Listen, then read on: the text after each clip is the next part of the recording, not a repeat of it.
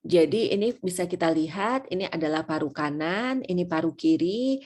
Paru-paru harusnya berkembang, tetapi karena adanya pneumotoraks, adanya penumpukan udara pada rongga pleura, sehingga menyebabkan paru-paru ini tidak bisa berkembang.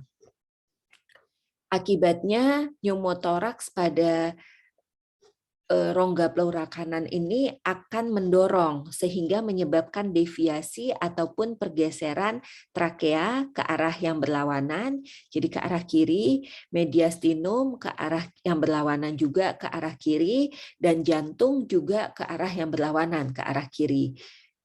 Jadi kalau kita lihat pada foto toraks, apabila terjadi pneumotoraks kanan, itu akan terjadi deviasi trakea, mediastinum, dan juga jantung ke arah kiri.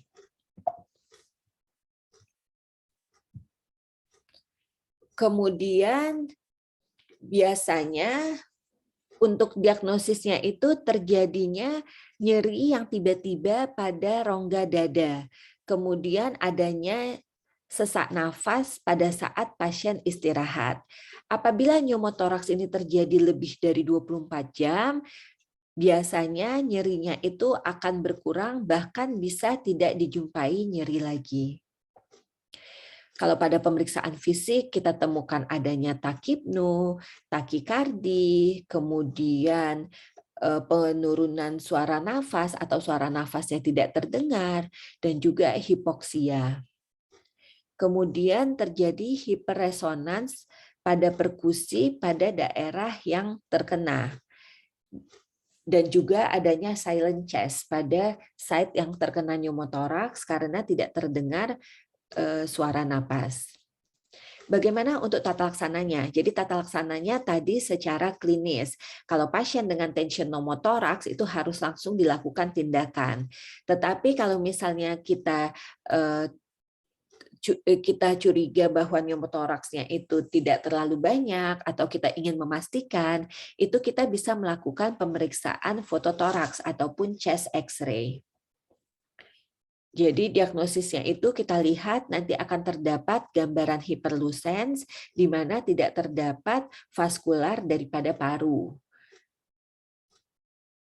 Tetapi kalau misalnya kita melakukan chest X-ray, ini biasanya jika kita curiga adanya bule, itu agak sulit untuk mendapatkannya dari chest X-ray. Bisa kita dapatkan, tetapi tidak jelas. Jika ingin lebih jelas, kita bisa melakukan CT scan dada.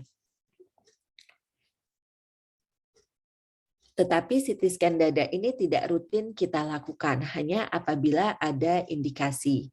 Kemudian diagnosis yang lain adalah dengan USG. Tetapi meskipun USG ini dikatakan sensitivitasnya cukup tinggi, 86-98%, dan spesifisitasnya juga sangat baik, yaitu 97% sampai 100%, tapi kita harus pastikan bahwa clinician yang melakukan pemeriksaan USG ini dia kompeten, karena lebih sulit untuk menentukan berdasarkan USG dibandingkan daripada fototoraks.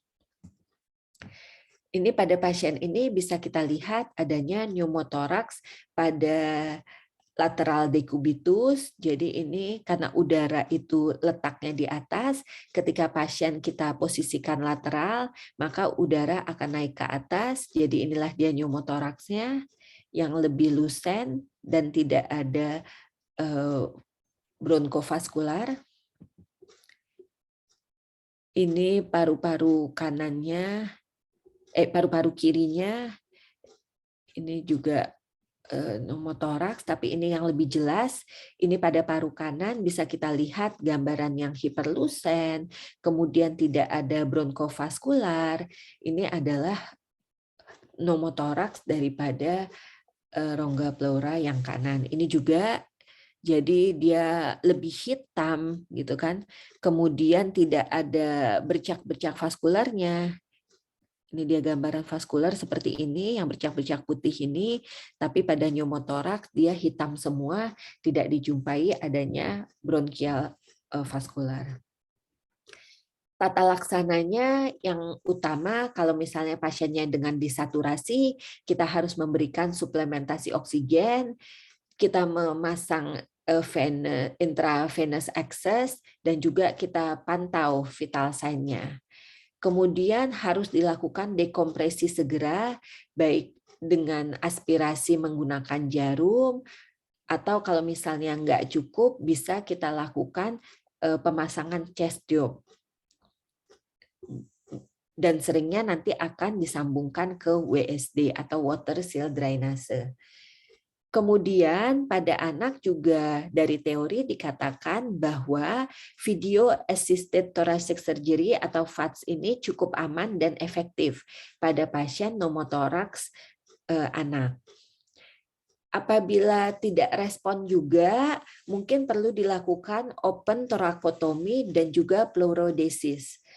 Open thoracotomy ini berarti dilakukan tindakan operatif pada rongga dadanya, sedangkan kalau pleurodesis ini adalah usaha untuk melekatkan antara pleura visceralis dengan pleura parietalis, yaitu dengan memasukkan agen-agen tertentu ke dalam rongga pleuranya, contohnya seperti doxycycline ataupun povidin iodin itu ke dalam rongga pleura, sehingga diharapkan terjadi infeksi yang steril sehingga menyebabkan melekatnya pleura visceralis ke pleura parietalis. Sehingga apabila pleura visceralis dan parietalis ini melekat, tidak ada lagi rongga untuk akumulasi udara pada pneumothoraks.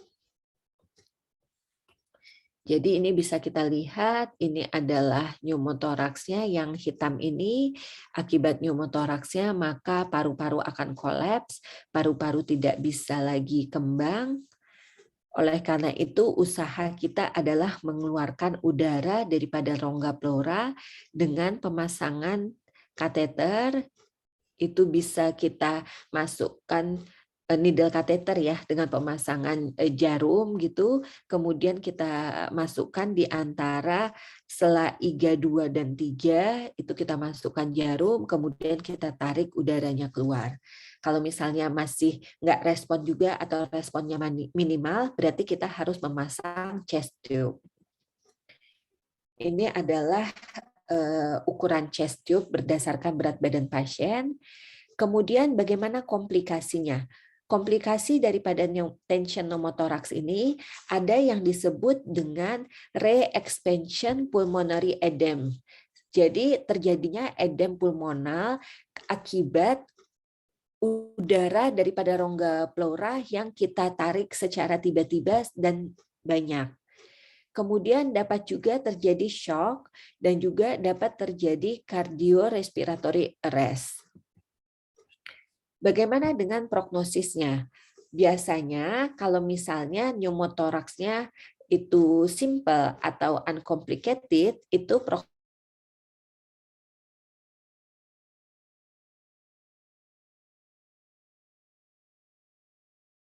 cukup baik. Oke. Jadi itu aja ya topik kita untuk pagi hari ini. Kira-kira ada yang mau ditanyakan? Izin bertanya, Dok. Ya, silakan. Tadi kan, Dok, komplikasinya ada edem kardiopulmonal, Dok. Karena penarikan udaranya secara tiba-tiba itu komplikasinya muncul langsung setelah kita lakukan needle dekompresi atau lebih lama, Dok, munculnya komplikasinya? Nah, jadi kan kalau misalnya kan dia itu kan tertumpuk nih udara di dalam rongga pleura. Terus kita keluarkan tiba-tiba udara dari rongga pleuranya itu bisa langsung terjadi. Jadi biasanya itu beberapa jam sesudah kita lakukan pengeluaran udara dari rongga pleura itu bisa terjadi edem daripada pulmonalnya seperti itu. Jadi dia cepat gitu loh terjadinya. Jadi tiba-tiba pasiennya seperti shock, seperti itu bisa langsung terjadi. Izin bertanya lagi, Dok. Ya. Ada nggak, Dok, bisa mencegah biar tidak terjadi ini? Mencegah supaya jangan terjadi itu? Iya. Berarti kita mengurangin udaranya harus hati-hati gitu, jangan langsung sekali banyak juga. Jadi bertahap mengeluarin udaranya. Jadi misalnya kita keluarin dulu beberapa kali, kemudian kita lihat bagaimana responnya. Kemudian kalau misalnya baik, baru kita keluarkan lagi secara bertahap. Jadi jangan mengeluarkan secara langsung tiba-tiba secara banyak seperti itu.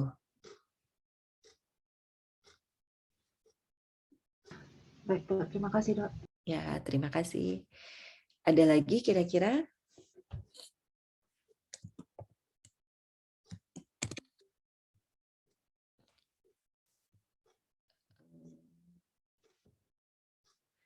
Kalau nggak ada lagi, berarti sekian kuliah kita pada pagi hari ini. Terima kasih semuanya.